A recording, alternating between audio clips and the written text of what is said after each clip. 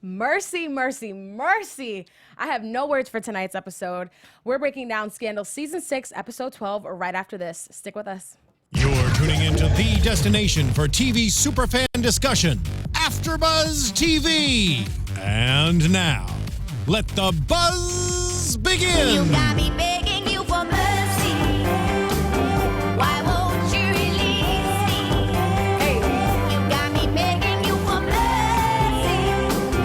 Why won't you release woo, it's a party in here. It is. Little Yes. disco lights. So appropriate. Woo.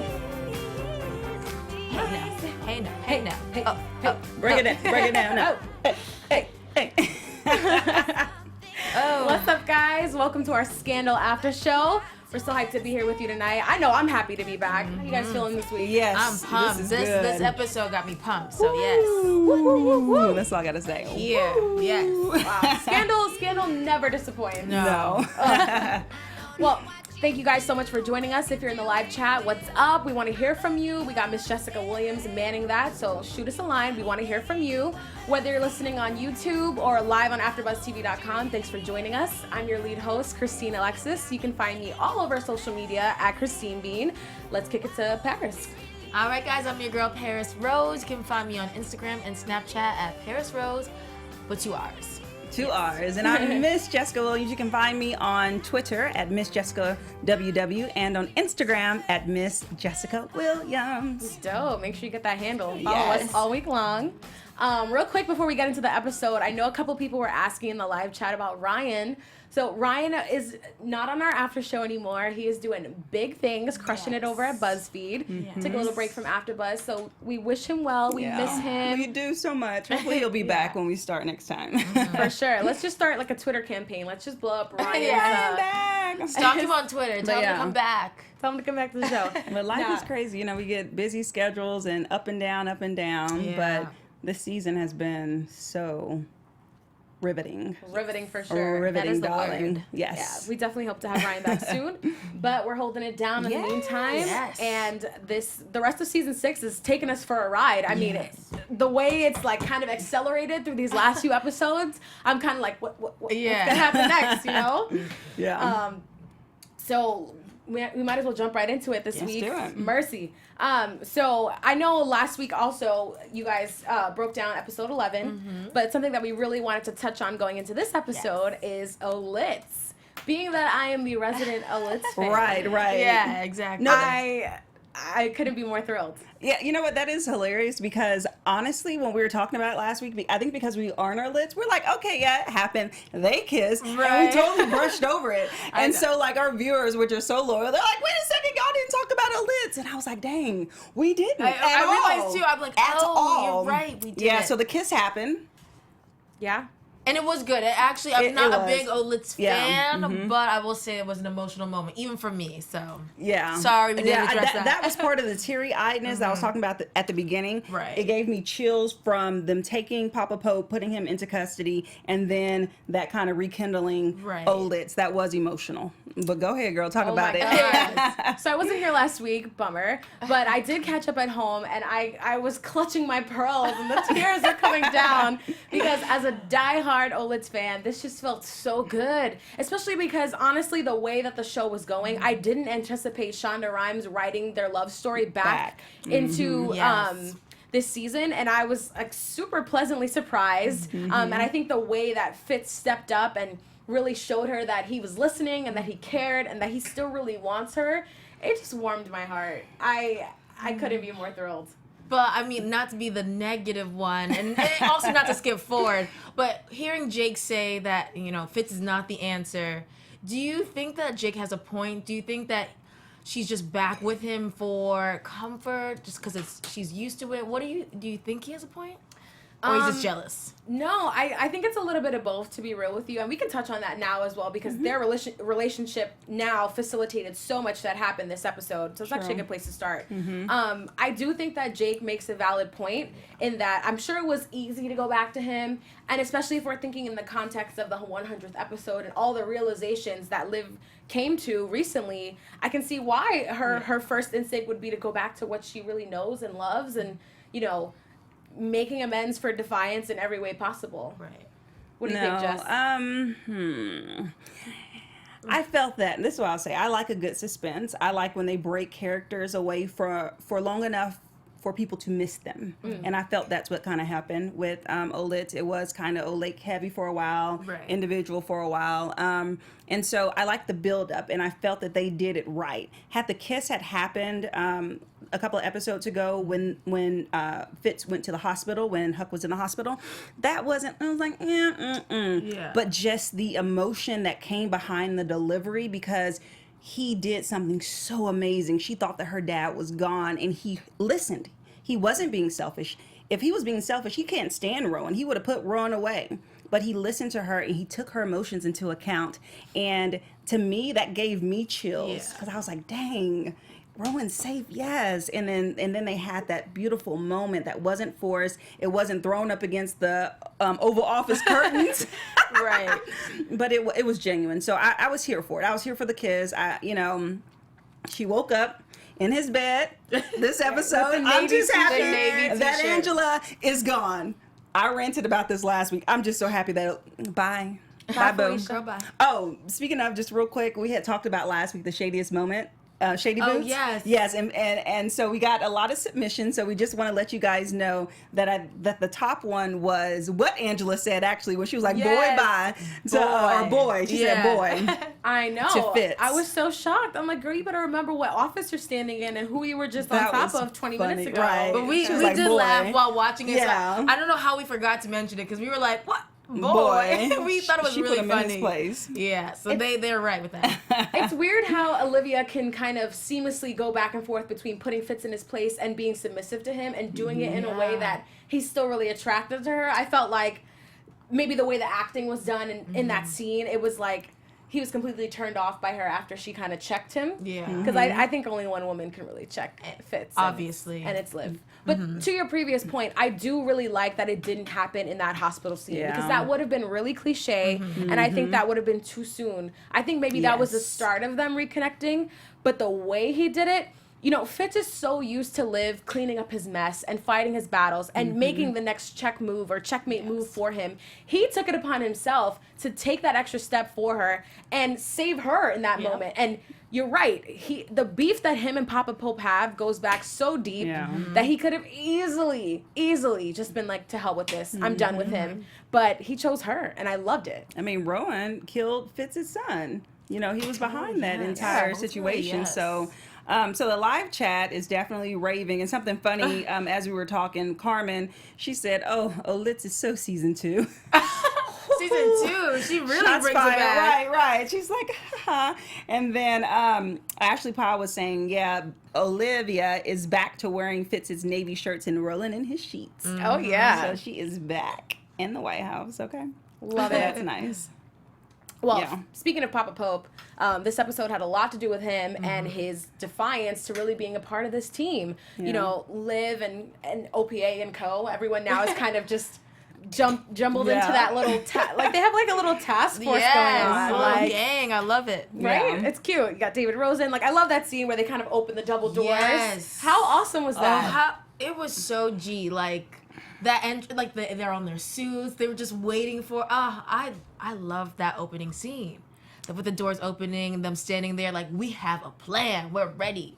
And how dope was that plan to create a diversion with the drone and, lock Miss Ruland, I forgot her first name, Sarah, I believe? Sarah, Samantha, Marjorie. Yeah, I don't know what her Sam has real many first name names. is. Yeah. Her last name is Roland, and then Roland, Payas. yeah. Roland and Payas are dubbed Two Live Crew. They created this diversion to keep Abby and her away in the bunker while everyone else figures out what to do to take back Mellie.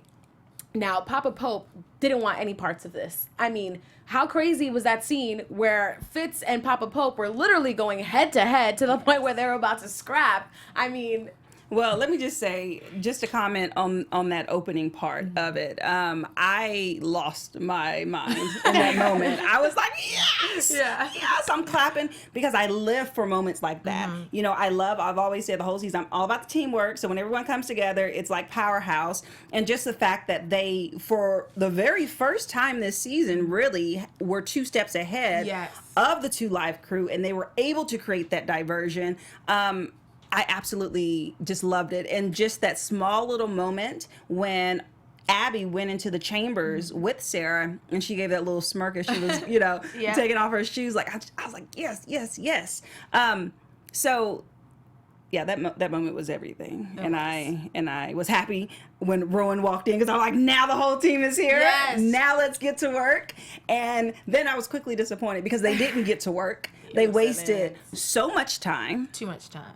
I mean, what did they Bickering. had about like 75 minutes Yeah. for the of this- distraction of the drone. Yeah, I mean, that's crunch time. Everyone's supposed to be on the same page here, but when you think about all the characters we had in that room, how could they really be on the same page? Right. I mean, they were all there almost. I mean, the only people who were missing was the OPA crew, but the whole main cast was in a room, and we haven't seen that, I think, ever. Crew. Ever. The major players of the White The House. major players. everything all leads together. back to the White House somehow. Yes. But were you guys, I was so just like disappointed. Like I needed, maybe OPA, maybe they needed to have the meeting at OPA so we could have Maybe. the windows Like and the direction, pictures yeah. and the board, because I was like, you guys don't know, what was the point of putting this drone together for you guys to sit here, bicker back and forth, Yes. not have a plan? Like, nobody had a plan. I was so excited last week with seeing the previews for this week because I was like, oh, they're bringing in Rowan and he's going to bring it all together. No, he went in and destroyed it. He actually made it worse. I was going to say that. To your point Sure did. earlier, he made it worse, picking fights with the president. I mean, talk about being bold. I gotta say, arguably Fitz is one of the weakest characters on the show because everyone makes his decisions for him. And True. I mean, up until maybe this season, I'm gonna give him that. Yeah. I mean, I also love Tony Goldwyn. Yes. Besides the point. But damn, way to get spoken to 2 episodes in a row, if not by FBI Director Angela, whatever her last name is, we don't care anymore. Webster. Angela Webster. Webster. And then having Papa Pope literally step to him and also drag Liv through the mud with his comments. His own daughter. Talk about awkwardness in the room. Everyone having to hear and find out that way that those two are back together. And I mean, Fitz had that little hold me back moment, which is too. I'm like, Fitz, what you gonna do? I know. That was so adorable. He's gonna be like, hold my What you bear gonna can do? fly the way he pin. walked over all like, yeah, I'm going to push through with these shoulders. Man, calm down. He was in the He Navy. wasn't. No. I mean, Fitzgerald, He have a wasn't. seat. It was cute though. But Rowan went in. He was like, you're treating me like a wrinkled dollar that you throw at the foot of a stripper. And then he had the audacity to say, but you need to show my daughter respect. Well, first, you should probably set the example and show your daughter respect. And not call her a stripper. Yeah, what in the world? Yeah. And not to mention, Liv becomes a little girl around Rowan. She's all like, Dad. He just referred to you as a stripper. There's no Dad, soft. Where's her powerful Olivia Popeness? Yeah. With her dad, she becomes just we needed weak. the power walk. We needed all Yeah. that. She becomes so weak with her dad. But I mean, it is her father, so I kind of get it. But I low-key also think it's black parents. You can't talk yeah, right, Let's try to kill them twice. No matter how old you get, She no was matter able to how do that, old. right. Talk about a father-daughter dynamic that needs fixing. So yeah, Papa Pope says no. He's not here for it. Him and Cyrus kind of have that whole moment downstairs in their wine cellar where they're both trying to figure out what to do next. I mean, everyone's in disarray at this point, and the time is ticking, and no one seems to come up with a solution up until the very end. But That irritated me. did it? Talk about it. Very much so. The whole episode, I'm like, do something. I'm looking at my clock. Okay, 75 minutes. We're down to 40. How in the world do you create an entire diversion to get away from the 2 Live crew, and you spend that time bickering, then you say, we're going to take 5 minutes, and that 5 minutes turns into all these unimportant conversations. Cyrus is down in the cellar having a drink with Rowan, attempts to kill him. You have Jake having this moment, with Olivia. You over here have Marcus and Mellie. You have Rosen and Fitz. Yeah, Everyone's having a moment. Everyone's having these little chats. They chilling, kick back with the scotch in their hand. In what world? You guys have to be strategic from beginning to end, and that frustrated me. Yeah, I think the sense of urgency was kind of pulled out of the room after Papa Pope dropped, had that mic drop. But I do want to talk about one of the side conversations that happened while they had this little take 5 between Jake and Olivia, because I think he actually posed a really good question to her, which is something that was a red flag for me watching last week's episode, where she was so gung-ho to take the fall for what happened, and just, like, we know Olivia Pope wants to wear the white hat, and she's always looking for justice, but I found myself questioning why she was doing all of this, like, what her motives were, and, you know, Jake asked her, what are you fighting for? Like, what are you getting out of getting back with Fitz, and where does this all lead? And I thought it was, like, a really good moment, because... And I think Liv kind of shied away from it from a bit. She did her defense mechanism of, you know, don't be jealous, and this is just what we need to do. Let's stick to the plan at hand. She, like, Liv poked him real quick. But that is something I wonder. I mean, I know the objective is to take back Mellie, but considering Liv, you know, I mean, she's going to be chief of staff now, so I guess she has a connection. But prior to that being revealed towards the end of the episode, I was genuinely curious, like, why are you still fighting this? Right. You know, what do you guys think? I really liked Jake pointing that out, because I was with him. I was also having the same questions. Ultimately, the main thing that stuck out for me, though, was the Fitz question. Like, why are you back with Fitz? And I want to speak to the viewers, because they're all like, especially for me and Jessica, who are like Lakers, and we like Jake. No, we do not like an assassin. We do not like someone who murders people. It's not that. It's not that aspect of Jake that we like. You guys are right. Like, if anyone who appreciates that part of Jake, then we're psycho. That's not what I like about Jake. She says that way. She says that because people are literally like, how could you love an assassin? How could you love a murderer? You have to be so dark and demented. Calm down. That's not what I love about Jake. Everybody's Each killed of these somebody. characters have flaws, and that's Jake's obvious biggest flaw. But he was a hired assassin. That's what assassins do. Okay. He was It was his B613. job. Exactly. Right. So I feel like But, he's yeah, good insightful, point. and that he does make good points and has good questions. And as crazy as he does have his head on straight, I feel. So that's why I like Jake. He always tends to just bring it down to real life. Yeah. That's why I appreciate him, and that's why I appreciate that moment, that conversation with him. Within that moment, though, he, you know, she says, like, I don't need you to save me. I don't need the sun, or something along those lines. Do you, as an Laker, do you think, you know, in the context of that moment, could it be possible for them to walk away from it all in that moment, and for her to just choose him? Choose who? Jake. For Liv to choose Jake? Oh, no. I felt like that cycle has kind of run its path for anything sincere when they had got away and actually went to the island, and they were happy, because even when she was on the plane, you could tell that she really was that was her second choice. Yeah. And so she was like, I'm just going to have you come along because I'm going to leave. You said that you're not going to leave me alone. Then come on this plane with me. And so when she got brought back to reality, that shook them up. So she had every opportunity to be with Jake if she really wanted to. Now, Jake is a good... she appreciates him for that and them pleasing one another. But to your question earlier, just about the dynamic between their conversation, it made me have a pause when Jake said, well, what are you doing this for? Because I was like, well, what are we all doing it for? Could we just walk away? I don't think that's an option. It's either you fight or you roll over and see the world destroyed. Yeah. So I think that none of them could just say, you know what? I think I'm going to walk away. My life isn't threatened anymore. She's the ultimate gladiator. So of course she's going to do something. So when he was like, are you doing this for Fitz? I was like, I mean, I don't understand what her getting back with Fitz have anything to do with this situation of saving the United States and saving the Mellie. presidency and saving Mellie. Like, those are two separate issues to me. And I do think that she hit the nail on the head when she said, you're just jealous, because, you know, he was jealous. I just felt it was confession session upstairs. You know, we found, you know, Rowan exposed the fact that Olivia and Fitz are sleeping together. Rowan came out and said, I killed Vargas. Like, it was just a hot mess upstairs. And now all these side conversation issues happened.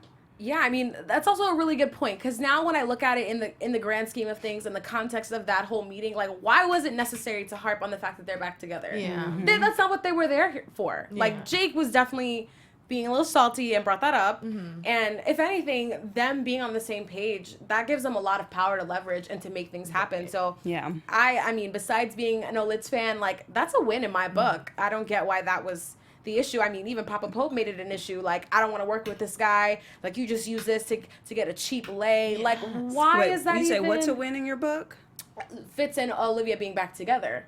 Because she can I challenge you? I would like challenge to. me. And the reason is, I feel like they're as diminished as Jake and Olivia, only because They had a chance. She was living in the White House and she couldn't take it. Now, granted, he is now going to not be the president anymore and they could try to have a life. She's still going to be in the White House being the chief of staff. It may be different. She may not feel as imprisoned, but it didn't work. She had her opportunity. The world knew that he chose her and that she was with him. Okay. I'm going to challenge you back Come a little on, bit. girl. Yeah. Life gets messy. They went through a lot of together, and I think that the person that Fitz was then is not the guy that he is right now. And I think that Liv sees that and is maybe willing to give him a second chance. I mean, this is still so premature. Like, the question that I have right now, I mean, this is jumping ahead to predictions, but I don't want to get there, but is like, is this going to last through the season? Is this something that maybe crisis brought them together? Because that can kind of make you go to what you know and what's familiar. Right. Or is this something that's going to be long lasting? Because you bring up a good point. She's going to be chief of staff now, provided things go the way they've mapped it out. But does it ever last? Number one. Right. Number two, I predict, we're not in predictions, but this is just a side prediction of her prediction because we're predicting, that I think that they're going to make it until Olivia walks into that chief of staff role and these women, these powerhouse women, are running the White House, and Fitz can't control himself when he doesn't feel like he is in control. And so it's going to be a strange dynamic because she is actually going to be the powerful one, and then she may not even see him the same because part of why she loves him is because of all of his power and his role, and he's the president and she has access to the president. She can call him in Secret Service and boom, boom, bam. All that's going to be gone. which is what they kind of touched on in that flashback. Yeah. And we saw their like would-be marriage kind of fall apart because he wasn't being the guy that she it fell wanted. apart, but in the end, it actually did work out. So maybe they were trying to show that she does like the power, but in the end, she really loves Fitz. I'm not a big Olitzer, but I felt like in the what would be 100th episode, they were trying to say that like she really loved the power, but in the end, she realized she just really loved Fitz and wanted it to work. So I think they're still trying to play on that. I don't know, but I think She will never choose Fitz over the power. I mean, I think that begs the question, like, The power. back to what we said, like, will they last? His term is about to end. Yeah. She's still going to be there in D.C., obviously running the White House for Mellie and Luna Vargas. Whoop, whoop. Yeah. So I'm curious to see where that goes. But since we're on the relationship topic, Yes. I also wanted to talk about the love triangle between Quinn, Huck, and Charlie. Yeah. Who you guys team? Huck? Do you want Quinn to be with Huck or Charlie? Because it changed for me in this episode, so I'm very curious to know how it is for you guys. That is a tough one. I felt That like is a tough all one. episode they were kind of building it up to where like she would ultimately choose Huck, but then in the end, you know, she went back to Charlie. I think that they have something that can never be duplicated. I mean, even though it's literally a triangle of assassins just trying to figure it all out, Right. Yeah. they're kind of they kind of leveled the playing field there. It's not like one's a Joe Schmo and one's like this super assassin. Right. They're Yeah. kind of neck and neck there, but I don't know. I think Quinn maybe ultimately does want something real and more stable. Maybe that's why she chose Charlie, because she knows he'll never leave her. But I don't know. How do you feel? I always wanted her to realize that she really loves Huck and to go back with Huck. But in this episode, when she basically chose Charlie, I didn't feel like she was lying. I was waiting for the moment where I was like, oh, Quinn, you know you really like Huck. But I didn't feel that. I felt that she was genuine and that she might love Huck, but be in love with Charlie, which is different. Correct. So I really felt that maybe her and Charlie do work out. I think so. Geez, I guess we should go back to what actually, was the demise of the relationship between Huck and Quinn is when those documents were given to her, those files, and she gave to Huck about his ex-wife, and son Javier. And that literally destroyed the relationship. And so it wasn't based off of anything that had strong merit outside of just bringing up hurt feelings. And so I don't think that it was meant for Huck and Quinn to be because of that. And I do see something. Okay, so listen, I've been on Charlie this whole season. I was like, Charlie, I see you. But as far as we can tell, it turns out that he actually, doesn't have anything to do with the Two Live crew in that way, though very suspicious, odd, and in a lot of ways, but we're not getting into that. I say they go together. Yeah. I say that they go together. I think, I don't know, I kind of like just thinking about the relationship just real quick since you asked that question. I love the Batman and Robin. You know, I love that they go out on sprees together and kill people together. You know, I just love that they can connect in that way. And Huck, he just needs to find another love child, not Meg or anyone like that. He don't need no more weak ones. You know, now that you say that and we're on the topic of relationships, I think that David Rosen and Huck need to go to a support group because they seem to like a lot of psycho women. Right. I'm also single, so call me. No, I'm kidding. How So- how awesome was Fitz's little speech about like strong women? Right, Because right. honestly, men have a problem with strong women, and I loved it that Fitz was saying, as much as I wish I fell for the kind of weaker women, The women who wear Right, right. headbands. the headband women. Hey, nothing wrong with headbands, by the way. Right. But the headband women and the cardigans.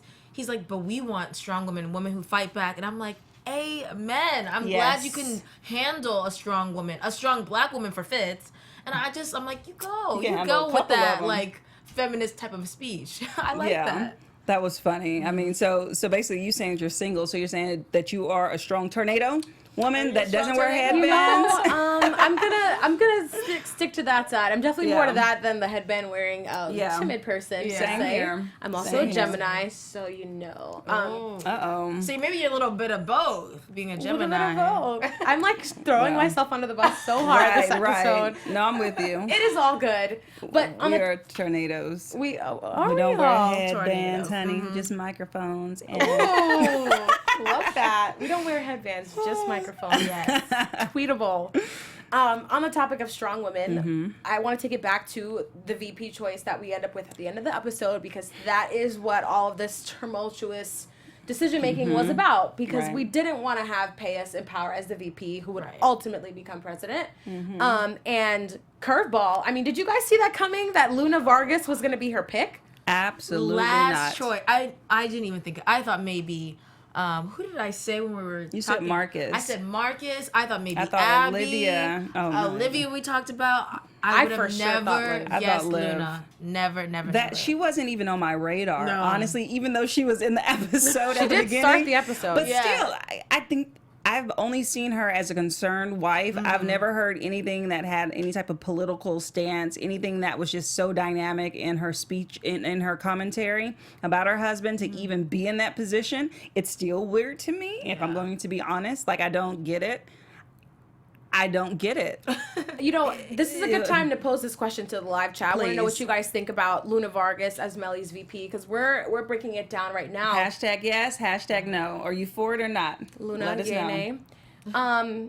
I mean, I for What sure you thought think? it was gonna be Liv. Like I don't know. Like I guess the feeling of the moment, I thought maybe it'll just be the one right. strong woman in the room that we're all following. But as weird and left field as it is, I see it because But how? Tell me just the political experience outside of her not being impeachable. right.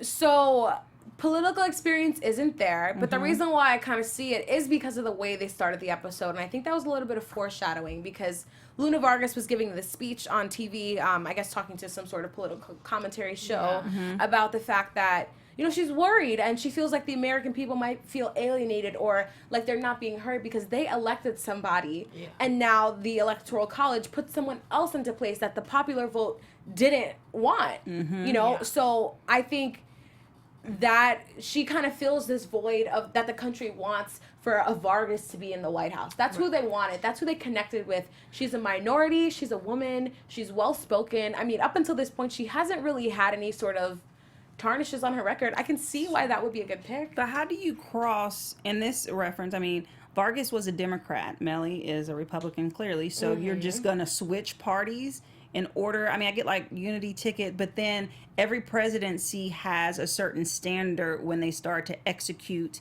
their bills, executive orders, even choosing their cabinet members. Supreme Court picks is all based on, you know, their ideology. Ideology. It's the wine. It's a tough one, right? Take a sip, girl. And so, with that being said, you know, that's kind of weird. But just real quick, our live chat is just like, I want to hear what they have to say. Yes. A lot of yeses. Yeah. So they're down for it. A lot of, I thought it was Liv. I thought it was Liv too. Me too. I thought it was Liv. We thought it was Liv. And someone, It would have given her went all by the power. fast. Yeah. Oh, here it is. Kamara said, I'm scared for Luna.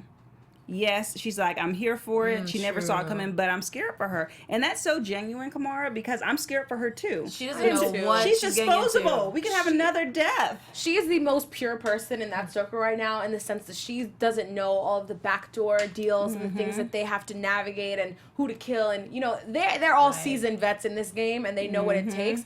She doesn't. However, I think that, you know, if they do bring her into the circle, it could work in their advantage. If not, I can totally see her being killed off fairly soon because she is a new character that was introduced this season. She could easily be disposable. You know, Shonda doesn't play any games about killing people off, so I am definitely worried for her as well. Yeah. But I'm excited to see the splash that she makes for however long she can make it. I mean, just thinking about the public, though, I think that it's a good look. First off, in that moment, though, we got this gnat. Yes. In that moment, although I wasn't for Cyrus being the president, I was okay with him Vice being president, VP. me I'm like, too. okay, he can still be in the mix. His dreams can come true, blah, de, blah. But when he was like, no, I don't want it, I think that Vargas's wife would be such a positive stream of just like, yes, the direction of the White House is going the right way for the public and for the people. And I think that, okay, can I just say something just like real quick? Yeah. Yes. I think, though we thought it was Liv, in the back of my head, I was like, I don't think it's going to be Liv, because if Liv is going to do anything, she's going to be president. And then it made me think, you know how they always say, like, oh, well, Shonda has like a big plan to end, you know, how she wants to end Scandal. I feel like her end goal, I'm talking like this because it's just between us and them and y'all. This is what I'm saying. I feel like her end game could be to make Olivia the first black female president. Wouldn't that be crazy? First black female president, okay? Like, I think that would be so dynamic. I think that would be like, now... but then we want to see it play out. So That's then what I'm Scandal gonna has say. to How turn can to a you end the movie show like that? And then we need, I don't know. I don't know.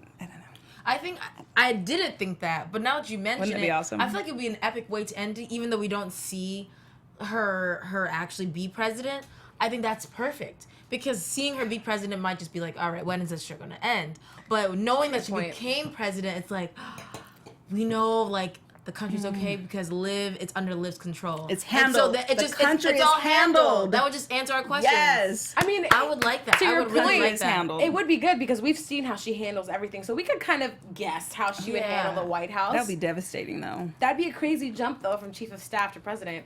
That's like a Cyrus It's not move. impossible. That's Yeah, Cyrus. it's not I mean, impossible. It's definitely possible. Speaking of which, I was like half surprised at first, but then also not when Cyrus turned her down real quick, just because he's not gonna play second fiddle to anybody after what he went through. So I could see why he said no. Yeah. And he's actually really hurt by the Frankie assassination, which, I mean, you can see because he tried to kill Papa Pope. I'm like, I didn't know where that was going. I thought they were really having a bonding You moment. didn't see him with He the kept wine playing opener with a corkscrew. I'm sorry. You thought that you were going to take command with a corkscrew? The man broke the damn wine That was bottle. amazing. He's like, I don't even have to see you. I can talk like this, and I can act like I'm focused. Bam, Yeah. bam. What you think? You want to die today, Cyrus? Is what he said. I was like, Was that not the most hood thing to do, to Right. break the thing and have like a glass? you want to die today? I Papa Pope loved said, it. "I'm gonna get DC on you real quick." Yeah. Oh, man. I These love characters. it. Morgan said, #USA handle. Yes. Right, yes. It would be. I mean, Liv has made mistakes, but overall, if she was the president, I would be okay. That would be your POTUS. I would be even okay if Kerry Washington was the president right now. Talk about it. Oh my In god. real life. She Yeah, is in real definitely a really big political. She's big in the political world. Yeah. At least under Obama's administration, she was. She definitely fought for like liberal arts initiatives and was definitely a big Obama supporter. So I could totally see that. fictional or not. I Yeah. think she'll be boss. Fictional or not. So, of course, we have to keep to our flow and have the Shady Boots moment. Yes. Do of it. the night. Do we even still have music? Let's see. We could just- These boots are made for walking. Hey. And that's just what they'll do. Y'all gonna leave me? One of these days, these boots are gonna walk all over you. Take it away. I know that you love her singing. I know. So Shady Boots moment, what I would give Shady Boots moment of the night would go to Live Crew, Lady in the Red Dress Oh, herself. I knew it. I knew Because she it. always, when she's in the scene, she is throwing shade, slinging it, and bringing it back. I loved at the opening, really, when Mellie was like, oh, I would like this person for my cabinet pick, and this person, I would like, Diddy. She was like, oh, Miss Betty Bossy Pants over here thinking that she's really about to run something. And then she was like, Mel's, I got this. Like, Yes. not the nickname. Loved it. She, Oh she my has God. it. Every Oh, moment. who else? Who gets it for me? Do you have anyone in mind? For Shady, Shady Boots. Boots. I'm going to give it to Jake just because he didn't need to bring that jealousy into the room, sweetie. We don't need your energy.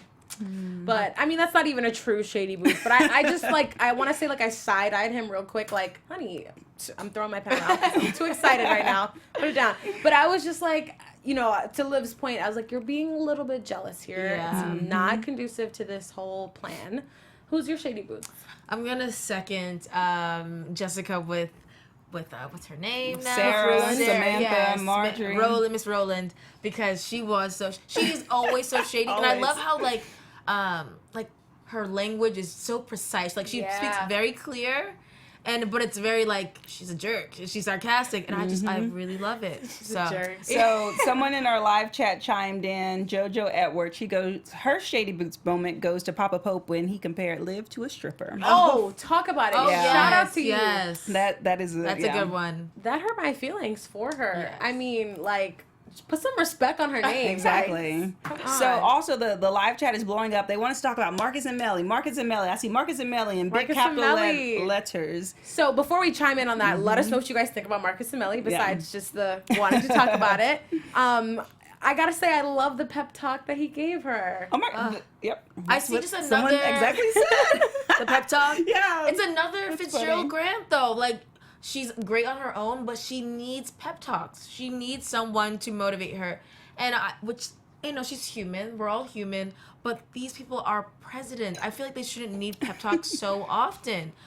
But with that being said, I do actually like the Marcus Mellie relationship. I mean, he's going for the cougar because he's a little bit younger than Mellie, but I like it. I like this cougar swirl going on. He laid it down though, and I think that's why their connection will forever be there. Yeah. I mean, I do. I like the pep talks. I like that he talks to her as in her way. Yeah. Because she was all scared. And I swear to you, he put on the Mellie voice. He goes, I won't let them.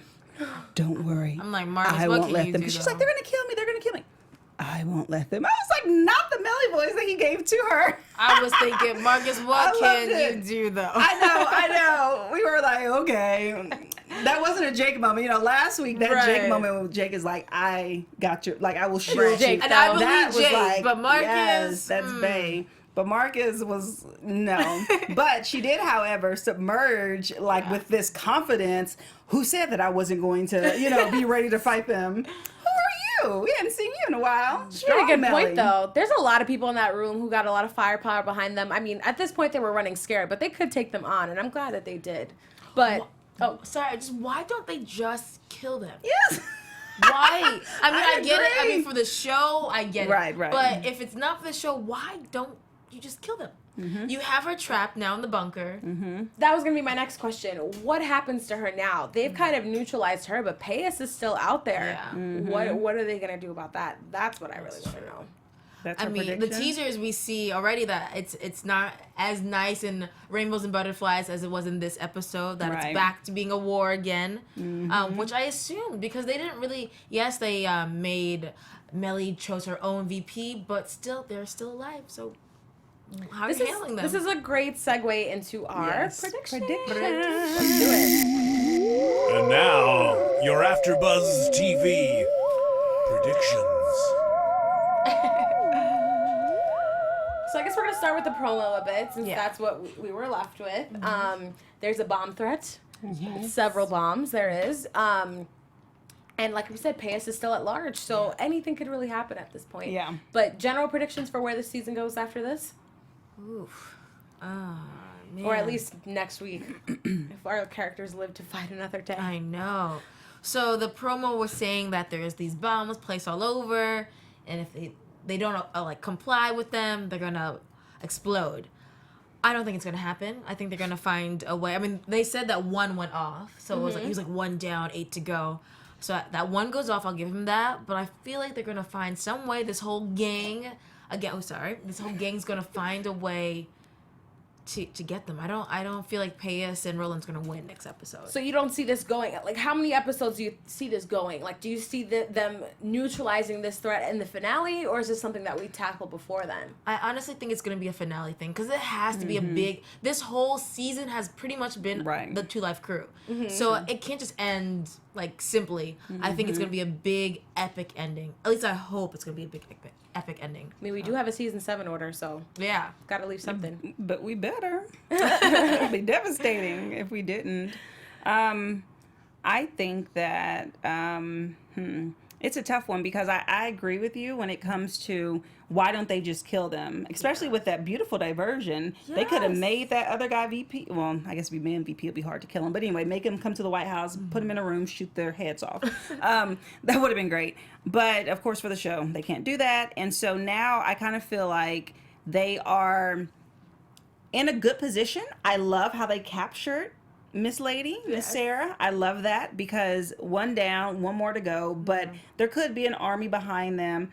I think that we have the resources. We are now completely in the White House. You know, we are able to control the situation as OPA, as the White House crew. And so it would literally just be a matter of diffusion, as what you said, but how? That's where my mind goes. How? Do we send OPA? Do we send people out to these different cities? They were able to locate it on a map with flashing, signals. So are we going to send people, what are we going to do?